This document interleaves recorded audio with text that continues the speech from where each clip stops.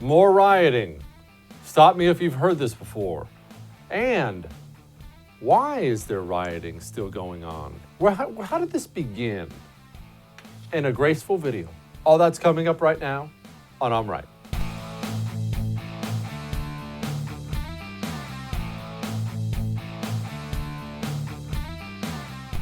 I want you to think about the greatest empires in the history of the world at their peak.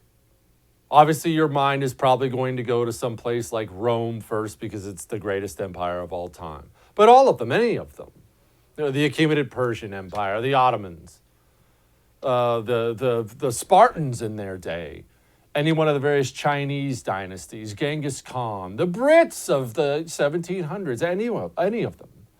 And I want you to imagine something.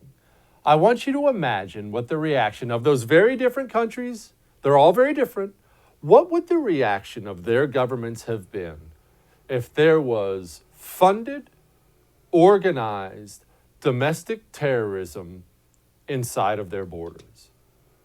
What would they have done? And how quickly would they have done it? It's uncomfortable to answer, isn't it? Because you know exactly where I'm going, don't you? There are times in your life, there are times in my life where you get an assessment you may not like, where you get a stress test and it doesn't look good, and it's hard to swallow that jagged little pill. But it's time for you and I to do a proper analysis of where we are. You've had this happen in your life. I have. Maybe you've been eating too much pizza, not going to the gym enough. Pops up, you got to go up a flight of stairs, and you get up to the flight of stairs, out of breath, and you're thinking, oh, crap. I'm out of shape. It hits you, right? I was watching this anarchy last night taking place in Louisville, and we're going to go over all that, or Louisville, or however you say it, doesn't matter. And it hit me. It really hit me like a ton of bricks. Man, we are really on the downhill slide as a country. I know this because I know that we now have months and months and months of violent, organized, domestic terrorism within our borders in multiple cities across the United States of America. And that's not a conspiracy theory. We know that. You've seen the arrest records in all these cities of people coming from all parts of the country. We know because we've seen busts in places like Iowa where they're finding Mercedes transport vans hauling these people in. We know because of a video I'll show you in a little while of last night before all the riots and violence broke out, a U-Haul truck hauling things in. We know that at least a portion of this insanity we've seen in our country is organized and funded. And when I say funded, I need you to understand this. What it takes to organize and prepare things like this, for the materials, for the manpower. We're not talking somebody has a $1,000 budget here. We're talking real cheddar cheese. Somebody has some money. So we're sitting on months of domestic terrorism within our borders, organized, funded, and what have we done about it? What have we done about it? Oh, I know there's been some arrests here and arrests there, but what have we done about it? There's been a grand total of about one city, Lancaster, Pennsylvania, that came out right away, boom, arrested. First night, your bail, oh, it's $1 million. Anyone else want to riot? And they were gone like that. But all across the United States of America, we're seeing this. This is well within the purview of the federal government when you have crossing state lines of domestic terrorists. What have we done about it?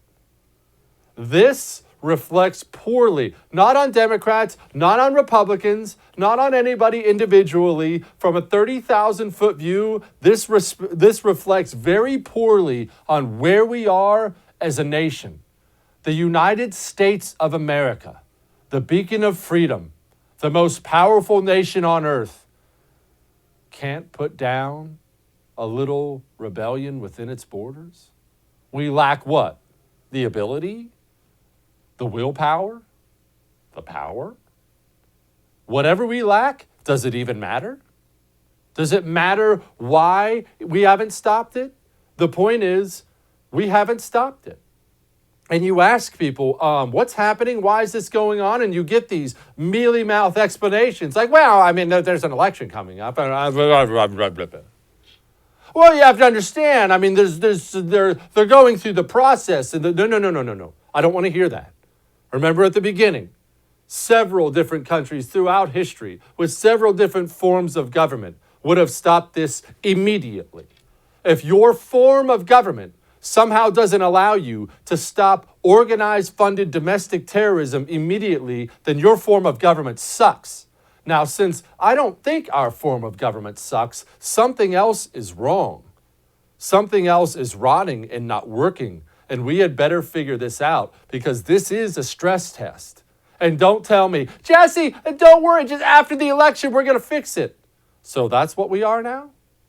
You can do whatever you want on America's streets right before an election and you don't have to worry about consequences until after?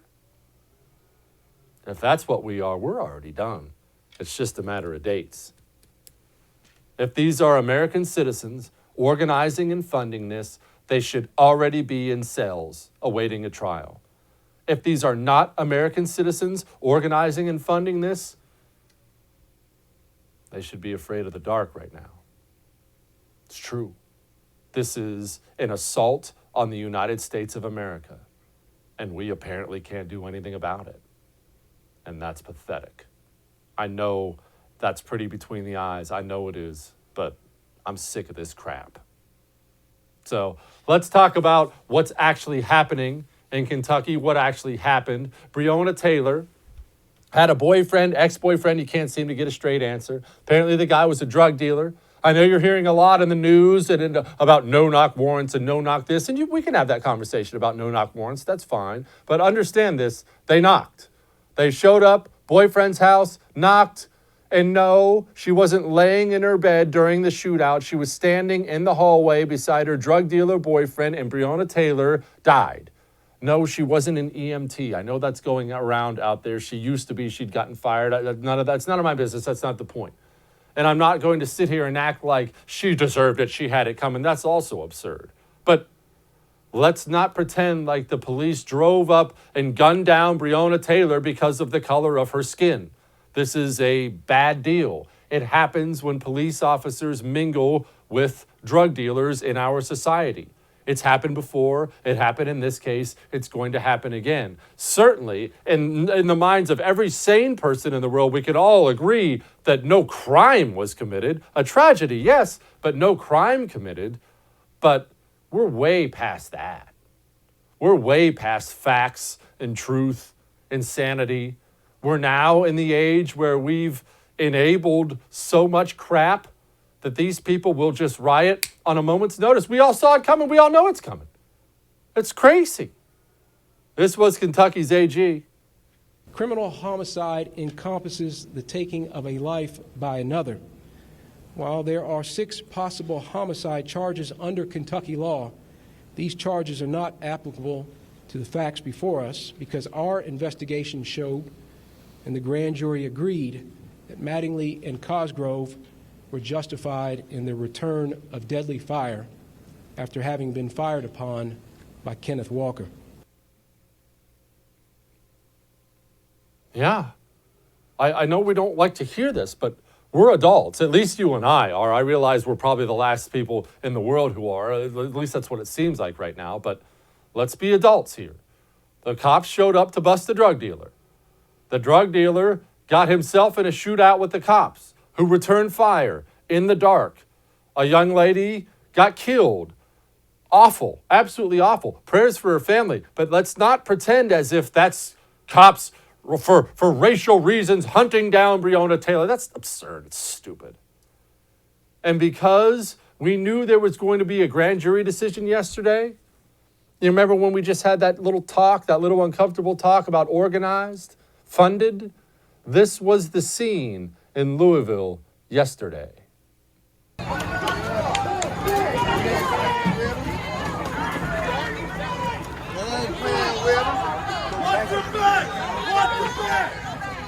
actually see that they came here for a strategy, right?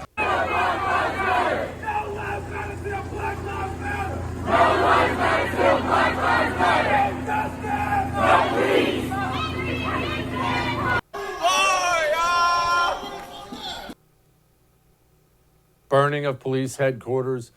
No lives matter till Black Lives Matter. A U-Haul pulling up with supplies. Signs already made. Shields already made. Organized, funded, and funded well. And what do we get? Well, I mean, they're investigating. They're investigating. 2 cops last night. 2 cops, not one. 2 cops shot last night. I'm about to play the video for you. Don't worry. This one is kid appropriate because you can't actually see it. You can hear it though. Stay alive. Stay alive.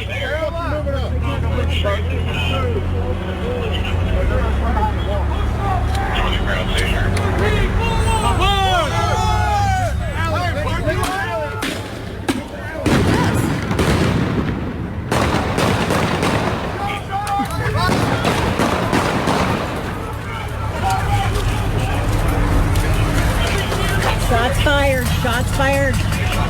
Good? I'm good. You all good? We're good.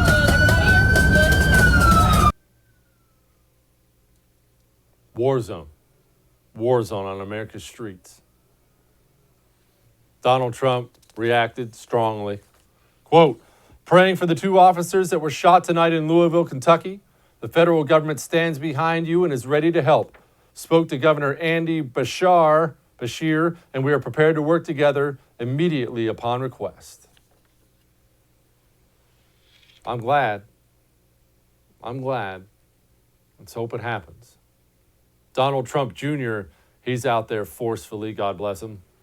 We all said what happened to Breonna Taylor was dead wrong. It should not have happened. Everyone acknowledges that. Rand Paul was the champion of the legislation with her name on it.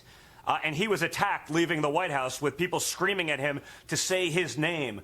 When you combine that, or say her name, when you combine that with trucks showing up with supplies, you start to realize that this isn't an organic, peaceful protest gone wrong. This is anarchy. There are peaceful protesters doing the right thing, and I think that's wonderful. That's very American.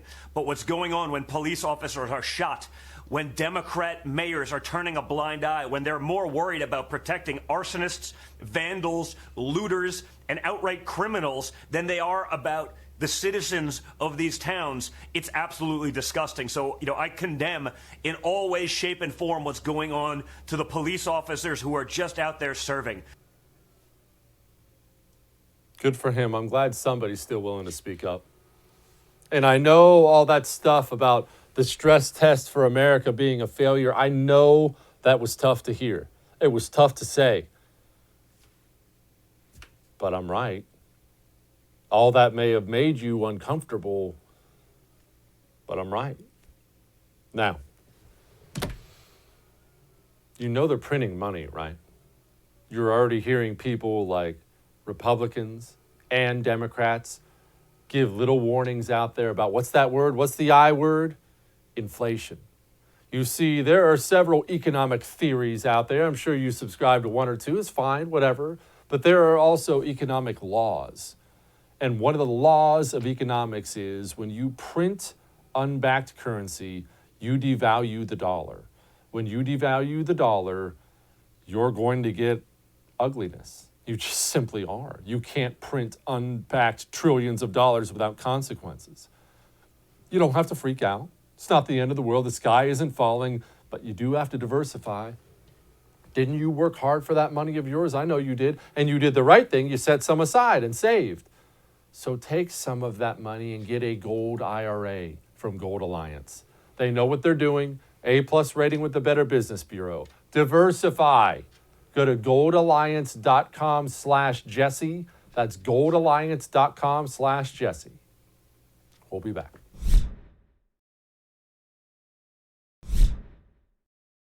I don't do what I'm about to do because I like to point fingers at people and say, you were wrong, I was right, although I do like that, but that's not the reason I do this kind of thing. The reason I look back on what people were saying in the beginning is because that's when these movements, these violent street riot movements, that's when they start. That's how they get this big. When you find yourself, as you do now, as I do, just used to the insanity on TV, the violence on TV, and you think to yourself, how did this all begin? It's important that you remember how it all began. And when it comes to this stuff, it began with a bunch of people throughout our culture, on both sides of the political aisle, jumping on the anti-cop bandwagon in the wake of George Floyd's death. It just did. There's not another way to look at this. And the reason I go back is because going forward, I want all of us to learn. I want all of us next time, and there will be a next time there's some gigantic societal movement where every cultural institution in the world is telling you, you have to do this, and you have to think this, and you have to say that. And the celebrities are saying it, and all the Democrats are saying it, and half the Republicans are saying it, and your neighbor's saying it, and it's on Facebook, and it's on Twitter, and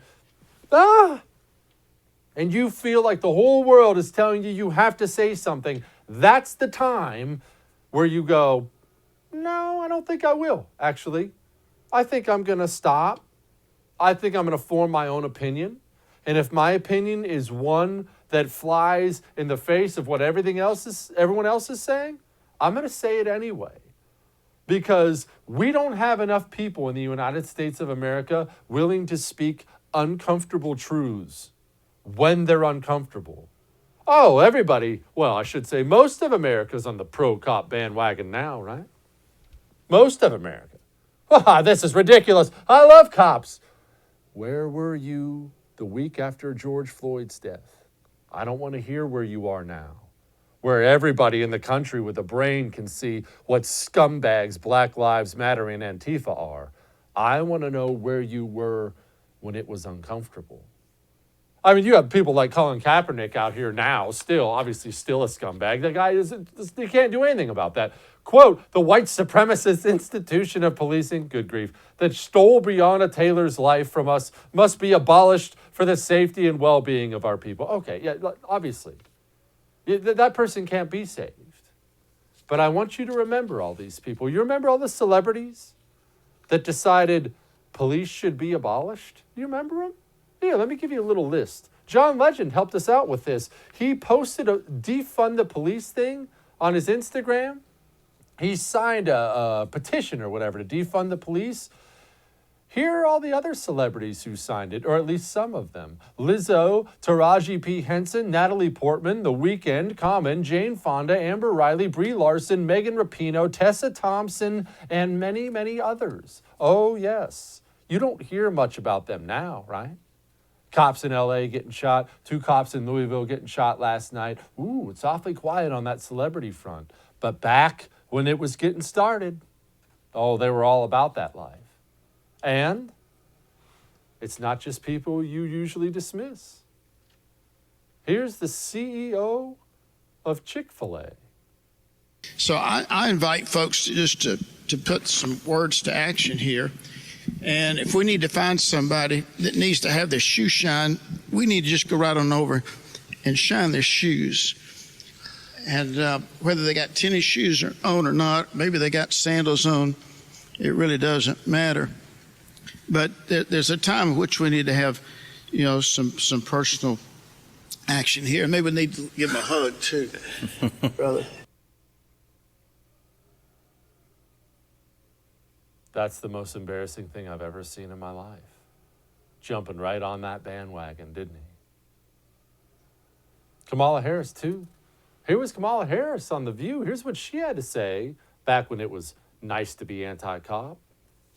We need to reimagine how we are achieving public safety in America. And to have cities where 1/3 of their entire budget is going to policing, but yet there is a dire need in those same cities for mental health resources, for resources going into public schools, resources going into job training and job creation. Come on, we have to be honest about this, that there is actually not a consensus around this, because if there were, we would actually see smarter distribution of resources in our country. I love these politicians. Smarter distribution of resources. That's defund the police. That's what it is. And it wasn't just Democrats. We wouldn't be here if it were not, as Senator Perdue alluded to, the death of yet another African-American man, George Floyd. His murder is why the country has given us the opportunity to lead. And my friends on the other side just said no. That's a Republican. That's the next rising star, everybody tells me. All this anti-cop stuff. Again, 2 more shot last night. Look in the mirror, Tim Scott. Look in the mirror. You jumped on the bandwagon. You got that snowball rolling downhill. And here we are. It's a fact. Now, I know you see the news. I know you're horrified. The gun sale numbers tell me you're horrified. The ammo shelves in the places I buy ammo being empty tells me how horrified you are. And the prices on that ammo tell me how horrified you are. You know, I can save you a bunch of money, right? No, I can't magically give you a bunch of 5.56 or 9mm ammo or whatever the popular caliber you use. I can't do that for you. But I can tell you about iTarget. iTarget sends you a laser bullet in the caliber of your choice, sends you a little target, and you sit down with your weapon in the comfort of your home and practice. Real, solid practice without spending a dime on ammunition, without driving to the range, without any of that, in the comfort of your home. I know it's hard to get ammo right now. You don't have any excuses, though, because iTarget, they have them in stock. Go to itargetpro.com. That's itargetpro.com. Use the code Jesse. Get yourself 10% off. Go practice with your weapon. You might need it. We'll be back. Joining us once again, Congressman Ken Buck from Colorado has a great new book out I'd highly recommend called Capital Freedom, Restoring American Greatness. Congressman, I feel like everybody's tired. They're tired of every single night turning on the news and there's more anarchy in various cities across the country. I realize it's not like that in rural America, but Americans, even people who don't live in the cities, they feel like things are coming apart. Give us some hope here. Oh, you're probably talking to the wrong person, but I'll tell you, I think that it's really important that people go to the polls. I think it's important that they vote, and it's important that we make sure we move this country in the right direction. And I do have hope for all of those things. I think that right now the left is going crazy. The leadership on the left is unable to criticize the riots, unable to criticize the arsonists, unable to criticize the anarchists. And as a result, I think most Americans see that the Republican Party and conservative values are going to carry the day. Congressman, I know I'm not exactly informing you of anything, but we have these videos. We have endless evidence out there that this stuff is at least in part funded and organized by somebody. I don't know. I'm not going to go tinfoil on my head here, but we know that. I mean, we have people arrested from out of town in all of these cities. Please tell me, as much as you're allowed to, we're taking some aggressive steps to stop this domestic terrorism. I don't know what else I'm supposed to call it.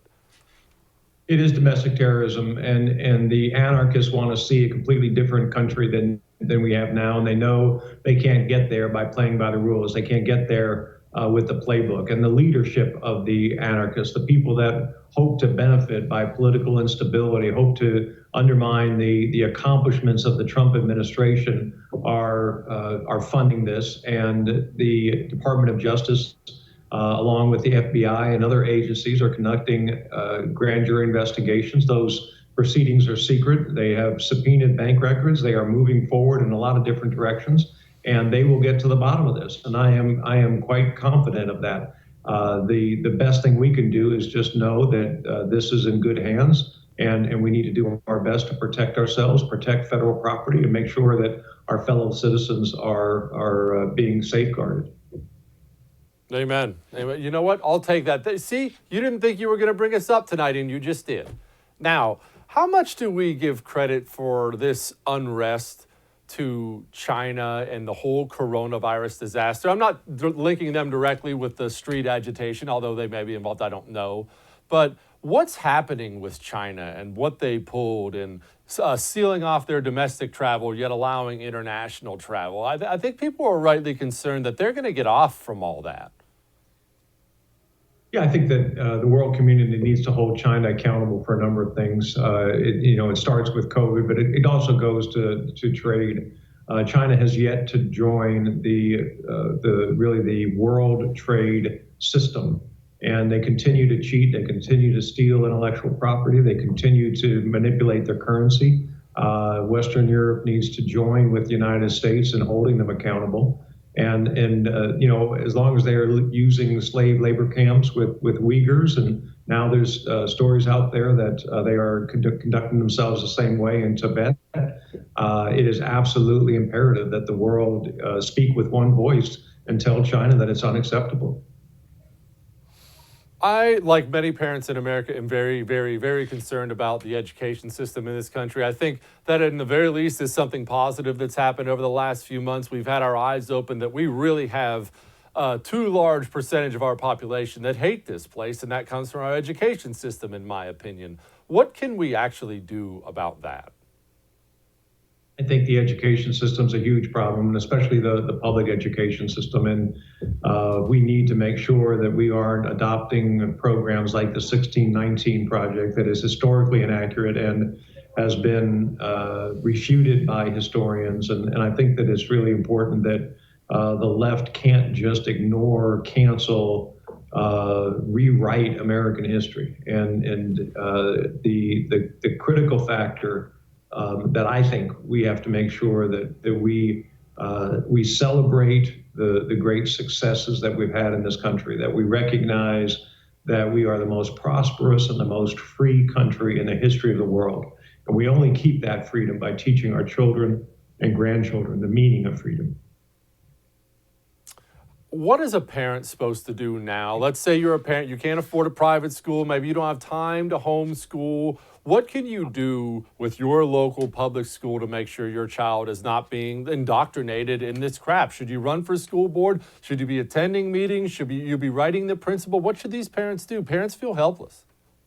The first thing they need to do is buy Capital of Freedom, a book written by Ken Buck. The second thing they need to do is get involved. They need to make sure they're in the schools listening to what the teachers are talking about in the classrooms. They need to make sure they're talking to the principals, go to back to school conferences, attend, whatever it is, the band concert, the football game. Make sure that they are supporting the right candidates for school board if they're not running themselves, but that they are supporting candidates who understand the importance of American history and teaching young people about free markets. A lot of these schools are trying to indoctrinate kids that the government has all the answers. We don't have the answers, and we never should have the answers. The free markets are the best place for prosperity to really flourish, as well as making sure that our young people understand that without free markets, we aren't going to have jobs for them when they get out of school.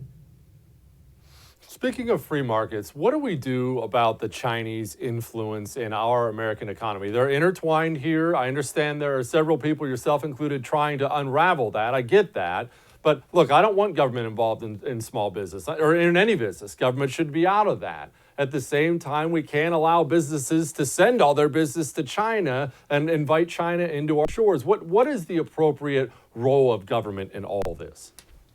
Well, I think the appropriate role, and President Trump gets this and he gets it right, and that is to make sure that we are playing by the same set of rules that China is playing by. If we have a trade agreement with China and it calls for China to allow American companies to do business in China, and they refuse to allow American companies to do business in China, then we should refuse to allow China to do business in the United States. And it should be very measured. It shouldn't be you shouldn't take a chainsaw to this issue. You need to take a scalpel, but it has to be something that is done in an intelligent way and make sure that China understands that there will be reciprocal trade agreements, that only when they allow American companies to compete will we allow Chinese companies into the United States. Are we at a place where we can finally have some kind of bipartisan agreement about the danger of foreign interference from our enemies, or are Democrats still dug in and taking their side, and frankly, some Republicans? Yeah, I think that we should have that discussion in America. I think we should have that discussion in Congress. And I see many Democrats privately talking about the fact that they're very concerned about China and the role of China. The high-tech companies in this country are very concerning. The amount of censorship that they exercise on their platforms, very concerning also. So we really have to make sure that when we are entering the marketplace of ideas, that it is a level playing field and both sides get the opportunity to make their arguments. I know people get frustrated about the kind of Republicans we send to Congress. We send people, we think they're these people who are going to be these fighters for liberty, and they get there and they just seem to lose whatever they ran on. You have not. How do we get more Ken Bucks in Congress and fewer, well, people I'm not going to name? Well, I'll tell you, I think what happens is a lot of people come here and they intend to drain the swamp. They run on a good platform of draining the swamp. They get here and they think they just got into a hot tub. They don't realize it's a swamp. They are told, everybody here calls you sir, everybody holds doors for you, everybody offers you a ride, a free meal, everybody is so kind to you as long as you've got this little pin on. And I have to tell you that we need to make sure that when we elect somebody, we're not just electing somebody because of the positions they take, but we're electing somebody because of the history of leadership and the backbone that they have demonstrated in the past. And if they demonstrate the fact that they are willing to take on the powers that be, they are not a follower, they are not going to succumb to the pressure, then I think they'll be successful in Washington, D.C. Congressman, where can people get your book? They can get my book on Amazon.com, BarnesandNoble.com, and I hope they read it if they get to Washington, D.C., and if we ever open up here, I'd love to give them a tour of the Capitol and talk to them about all the great symbols of freedom that we have here. Amen. Capital of freedom. Thank you. Congressman Ken Buck, appreciate you, sir. Thank you. Do you know that cybercrime, cyber theft is up 75% since coronavirus? That is stunning. And it makes sense when you think about it. Aren't you home more? Of course you are. You can't go anywhere. Cyber thieves are home more too. And the problem is these people do this for a living. They do it really well. And the FBI freely admits they don't have a handle on this crime. It's easy money for these cyber thieves. And by the time you realize what's happened, they're gone. And you're on the hook for that money. They will steal your home title. They will forge your signature on it, take a loan out against it, and you're paying that back. Not your home insurance, you are. And if you don't, if you refuse to, or as is often the case, you don't know the loan was taken out, you're getting evicted. Go to HomeTitleLock.com right now and sign up. Use the promo code Jesse. That gets you 30 days for free. HomeTitleLock.com. We'll be back.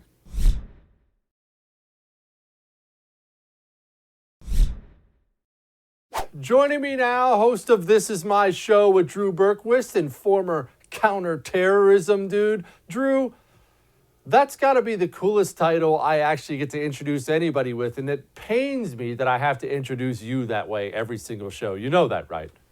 I do, but you know what? We're good friends. You can get over that. It is a cool title, but you're taller. You're more handsome. You've got a lot of things going for you. Don't worry. Look, I do. I mean, that's very, very true. All right, Drew, I'm watching last night, and I'm getting numb to it, man. I'm watching Louisville. They're shooting cops. L.A., of course, had riots break out, even though nothing even happened in L.A. And I'm sitting there, and honestly, what hit me was that it didn't hit me, that this is just where we are now. How did that happen? Yeah, we're straight up Afghanistan here now. We're a third world country. I don't know, because I feel the same way. You just kind of expect it. The days that it's not happening, like there was a day a week or so ago where they didn't riot in Portland because of the smoke, which I feel bad for the people dealing with the fires, but I thought it was kind of funny that Antifa wussed out because of that. It was like, come on, like, you're not going to riot? Like, this is what we do in America now. Like, I feel kind of like I'm left out not lighting fires in my own neighborhood. Like, maybe we're doing it wrong. But it is so strange that this has become the norm. And I hope it changes, but I also don't know how it does because none of these mayors are pushing back against them. They're darn near encouraging it. Drew, I'm glad you brought up the fires really briefly. Now, I don't expect you to have some inside information on this because law enforcement isn't releasing anything yet. But we do have these fires raging, and they've now caught 6 or 7 people at last count, caught them in the act of setting these fires. Okay, 1 or 2 guys, that's something. 6 or 7, that's something else entirely. What do you make of this? Well, I mean, look, yeah, like you said, I don't have all the information, but there's a trend that's being set here that aligns with everything else we're seeing. These people want all of it to somehow, which the wildfire thing is one of the laziest, most absurd and laughable, things they're trying to pin on the president yet. But they want to pin all of this stuff on President Trump. And yet you see, I know you tweeted about yesterday, you see U-Haul trucks pull up in Louisville, and people are, flash sale, they're moving out prepared signs and weapons and things to throw at people. You've seen that in other cities. You see all this different stuff, and then you see these people that are very, very clearly and intentionally lighting fires. You don't throw a Molotov cocktail and not expect it to light something on fire. That's what it does. So you see this happening. It's like, okay, there's a lot more going on here. There's a lot of organization behind this. Chaos is what these guys do. Mayhem is their goal, and they're achieving it. I freely admit that I may be a little impatient, a little short-tempered at times.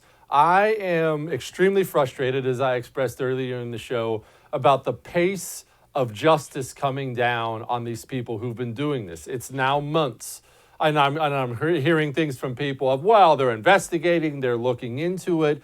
How long can a powerful nation tolerate this stuff within its own borders? You're right, Drew. We all saw it. I played it earlier in the show. A U-Haul truck pulls out with pre-made shields and signs and things. This is organized. This is funded. Why are these people so comfortable doing this instead of being in a dank cell somewhere?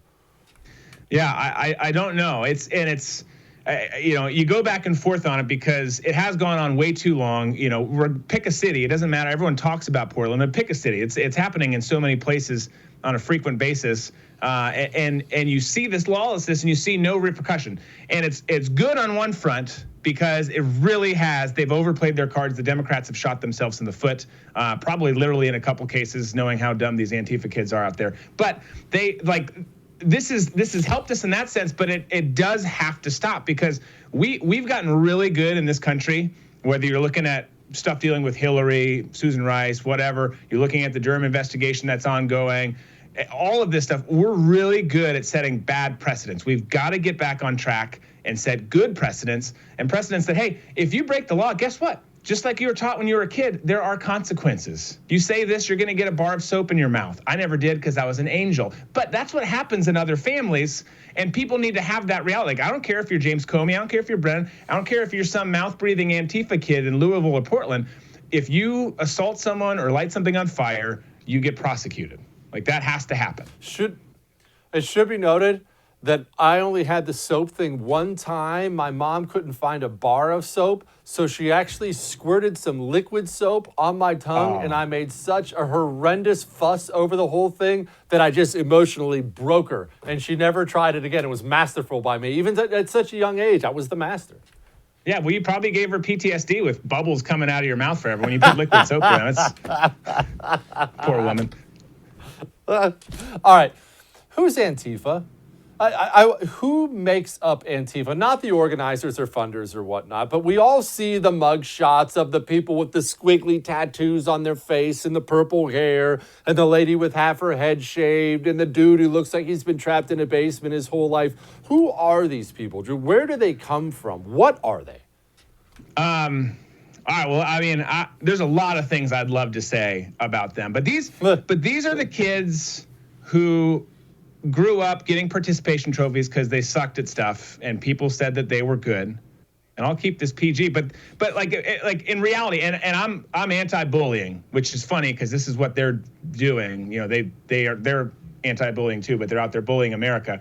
But these are people who are bullied, weren't liked, need somewhere to be, you know, that they can latch onto and feel a part of, because they've never had that and they're angry because of it. So this gives them that opportunity. Oh, these other people who pronounce themselves and announce themselves by their gender pronouns and have weird names and can change each and every day of the week, they're doing this stuff too. They do it together. They're angry like I'm angry because my life's been a total failure. So they go out en masse and then they don't get any pushback. So they're like, oh, this is cool. I'm powerful.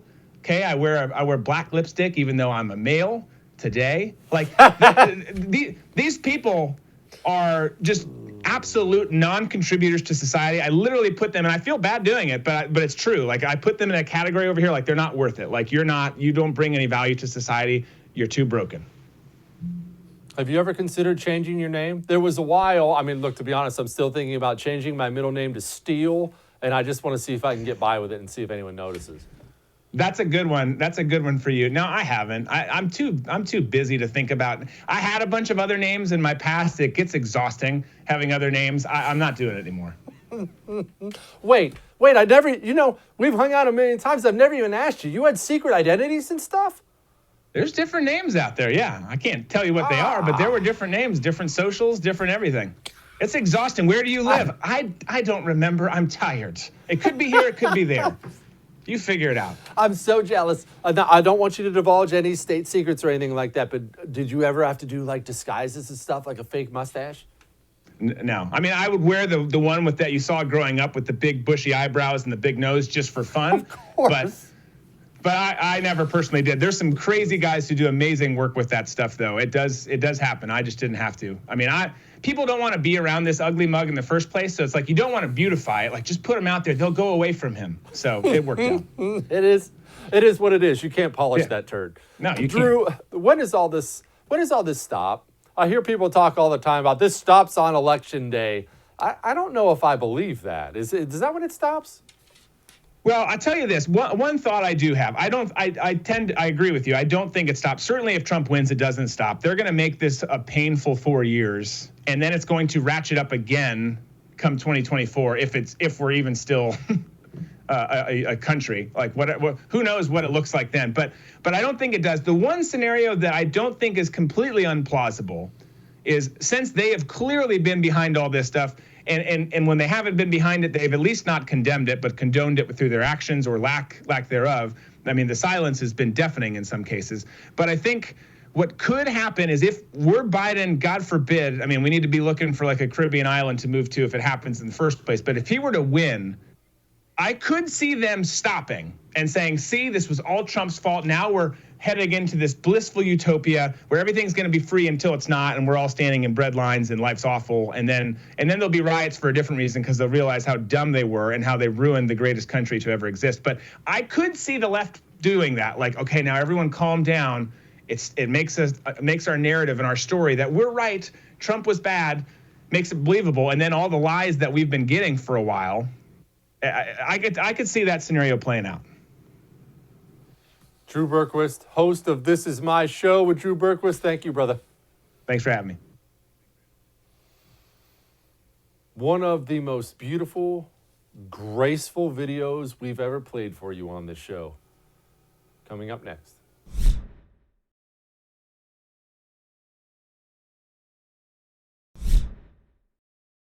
If there's one thing I've always admired, it's these Olympic athletes who can dive into the water without making a splash. So when I saw this video, go ahead and play it. When I saw this video, I have to tell you, my jaw dropped. Where does one acquire this kind of skill? How long do you have to practice in order to be able to do this? I don't know. I don't know that I'm able to do such a thing. But I do know that's hilarious. All right, we have a great special plan for you tomorrow on China. We have great guests. You are not going to miss it. I will see you then.